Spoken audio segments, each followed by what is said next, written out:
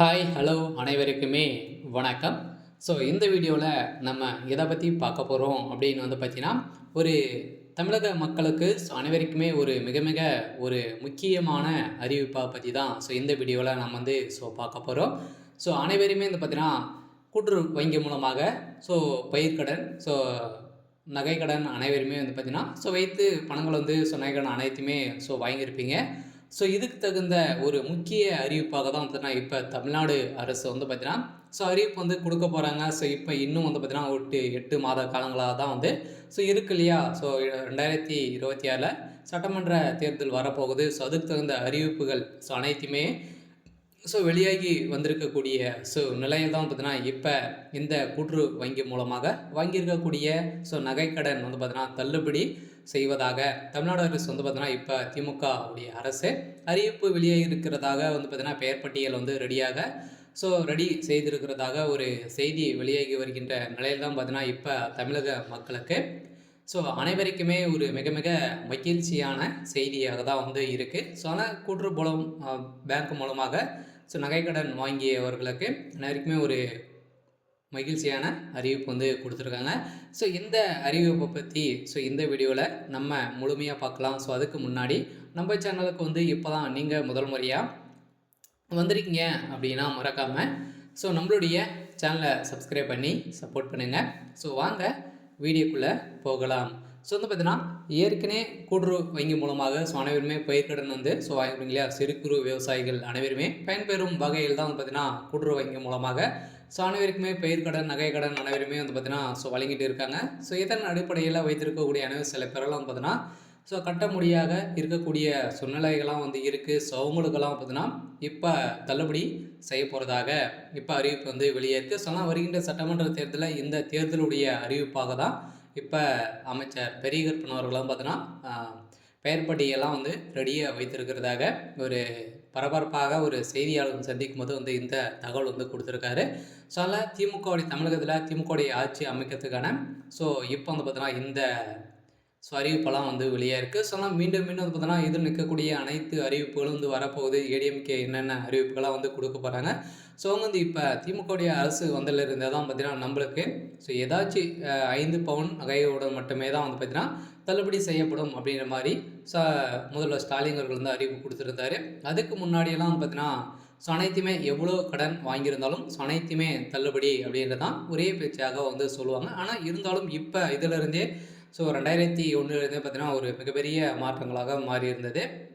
அதே மாதிரி தான் சமீப காலத்தில் ஒரு 5 வருட காலங்களாகவே பார்த்தீங்கன்னா நீங்கள் வாங்கிய கடன் மீண்டும் திருப்பி செலுத்தி விட்டு திரும்பவும் வாங்குற மாதிரி ஒவ்வொரு வருடமும் மட்டுமே தான் பயிர்க்கடன் வழங்கியிருந்தாங்க. வட்டி இல்லாத கடன். இதன் கடனை திருப்பி அடைத்து விட்டு திருப்போ நீங்கள் பெற்றுக்கொள்ளலாம் அப்படின்ற மாதிரி ஒரு அறிவிப்பும் கொடுத்துட்டாங்க. இதை தொடர்ந்து இப்போ கூட்டுறவு வங்கி மூலமாக வாங்கியிருக்கக்கூடிய நகைக்கடன் தள்ளுபடி அறிவிப்பு வெளியே இருக்குது. ஆனால் இது யார் யாருக்கெல்லாம் வழங்க போகிறாங்க, எவ்வளோ பவுன் பார்த்தீங்கன்னா இதில் நகைக்கடன் தள்ளுபடி செய்ய போகிறாங்க அப்படின்றத தொடர்ந்து வீடியோவில் நம்ம முழுமையாக என்னென்ன அறிவிப்புகளாக கொடுத்துருக்காங்க அப்படின்றத நம்ம பார்க்கலாம். இதில் தமிழக திமுக ஆட்சி அமைந்து 4 வருடம் நிறைவடையுள்ள நிலையில் கடன் தள்ளுபடி குறித்து அண்ணாமலை மற்றும் பெரியகருப்பன் இடையே கருத்து மோதல் ஏற்பட்டு இருந்தது. இதைத் தொடர்ந்து அண்ணாமலை திமுக தேர்தல் வாக்குறுதிகளை நிறைவேற்றவில்லை என குற்றச்சாட்ட அமைச்சர் பெரியகருப்பன் அவர்களும் பார்த்தீங்கன்னா ரூபாய் 19.878 கோடி கடன் தள்ளுபடி செய்யப்பட்டுள்ளதாக அவர் தெரிவித்திருந்தார். இதைத் தொடர்ந்து தான் இப்போ கூட்டுறவு வங்கியில் 5 பவுன் நகை கடன் தள்ளுபடி புள்ளி விவரங்களை லிஸ்ட் போட்டு சொன்ன தமிழக அமைச்சர் இப்போ இந்த பரவலாகவே பேசப்பட்டு இருக்கக்கூடிய நிலையில் தான் இப்போ நகைக்கடன் தள்ளுபடி வரத்துக்கான அனைத்து முன்னேற்பாடுகளும் பார்த்தீங்கன்னா நடந்துகிட்டு இருக்குது. அதனால் தமிழக அரசு திமுக தலைமையிலான ஆட்சி அமைந்து 4 வருடம் முடிந்துள்ள நிலையில் இதனையடுத்து திமுகவின் தேர்தல் வாக்குறுதிகள் கல்வி கடன் ரத்து, விவசாய கடன் ரத்து, கூட்டுறவு வங்கிகளின் நகைக்கடன் ரத்து உள்ளிட்ட பல்வேறு அறிவிப்புகள் வெளியிட்டுள்ளது. எனவே இந்த நிலையில் கடந்த சில நாட்களுக்கு முன்பாக ஆதி திராவிட மாணவர்கள் பெற்றிருந்த கல்வி கடன் ரத்து தொடர்பாக அறிவிப்பு வெளியிடப்பட்டது. இதைத் தொடர்ந்து இதனை விமர்சித்த பாஜக மாநில தலைவர் அண்ணாமலை திமுக கடன் தள்ளுபடி தொடர்பான அறிவிப்பை செயல்படுத்தவில்லை என கூறியிருந்த நிலையில் தான் இப்போ இதற்கு பதிலாக தான் வந்து பார்த்திங்கன்னா கூட்டுத்துறை அமைச்சர் பெரிய கருப்பன் அவர்கள் வந்து சொல்லியிருந்தார். இதற்கு கூட்டுறவு அமைச்சர் பெரிய கருப்பன் வெளியிட்டுள்ள பதில் அறிக்கையில் தேர்தல் வாக்குறுதியில் திராவிட முன்னேற்ற கழகம் சார்பில் கொடுக்கப்பட்ட தேர்தல் வாக்குறுதிகளை அண்ணாமலை அவர்கள் நினைவூட்டி எண் 33வது வாக்குறுதி என்று குறிப்பிட்டு அந்த வாக்குறுதி இன்னும் நிறைவேற்றப்படவில்லை என அவர் வந்து பார்த்தீங்கன்னா குறிப்பிட்டு வந்து சொல்லியிருந்தார். இந்த விவகாரத்தின் அடிப்படையில் தான் பார்த்தீங்கன்னா நீங்கள் கூட்டுறவு பேங்க் மூலமாக வாங்கி இருக்கக்கூடிய அனைத்து கடன்களும் தள்ளுபடி செய்யப்படும் அப்படின்ற மாதிரி தான் வருகின்ற 2026 சட்டமன்ற தேர்தலில் வாக்குறுதிகள் வந்து நிறைவேற்ற போகிறாங்க அப்படின்ற மாதிரி சொல்லியிருக்காங்க. இந்த வந்து பார்த்தீங்கன்னா மக்களுக்கு அனைவருக்குமே ஒரு மிக மிக மகிழ்ச்சியான செய்தியாக தான் வந்து இருக்கும். நிறைய பேர் வந்து பார்த்தீங்கன்னா பயிர்க்கடன் வந்து வாங்கியிருக்காங்க. அவங்களாம் வந்து பார்த்தீங்கன்னா கட்ட முடியாத நிலையெல்லாம் வந்து இருக்குது. இவங்களுக்கெல்லாம் ஒரு சூப்பரான வாய்ப்பாக தான் வந்து இருக்குது. இது வந்து வருடம் நடக்கிறது தான்.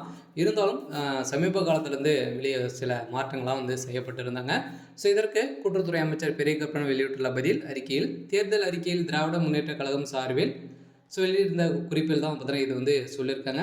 விவசாயிகளை ஏமாற்றுகின்ற ஒரு அரசாக தான் முதலமைச்சர் இருக்கிறார் என அண்ணாமலை அபாண்டமாக ஒரு குற்றச்சாட்டை சுமத்தின நிலையில் துறை அமைச்சர் என்ற முறையில் நானும் அதற்கு உரிய விளக்கத்தை முறையாக அறிவிப்பின் வாயிலாக தெரிவிக்கிறேன் என இந்த படித்த பிறகு அவருக்கு நான் புரிய வைக்கிறேன் என்று சொல்லியிருந்த நிலையில்தான். அதனால் இதனை இன்னும் புரியாத போல் விவசாயிகளுக்கு கடன் தள்ளுபடி செய்யாமல் ஏமாற்றி விட்டார் என்று தன்னுடைய அறிக்கையில் குறிப்பிடப்பட்டுள்ளது முற்றிலும் உண்மை புறம்பானது என வாக்குறுதிகளில் தேர்தல் அறிவிப்பில் 33வது வரிசை எண் என்று குறிப்பிட்டிருக்கக்கூடிய நிலையில் தான் அதுவும் விவசாயிகளுக்கு நிறைவேற்றப்பட்டிருக்கிறது.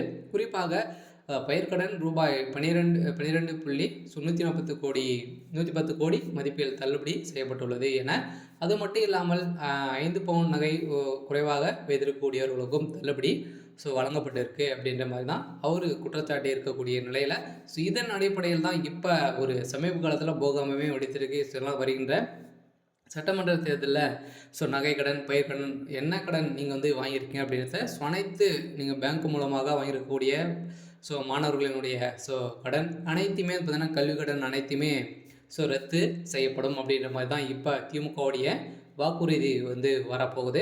அதனால் இந்த தகவலை பொறுத்தளவுக்கு அனைவருக்குமே ஒரு மிக மிக முக்கியமான ஒரு அறிவிப்பாக தான் வந்து இருக்குது. கடன் பெற்றிருக்கக்கூடிய நகை கடன் நீங்கள் வந்து பெற்றிருக்கீங்க அப்படின்னா 5 பவுனுக்குள்ளே நீங்கள் வந்து இருந்தாலே போதும்.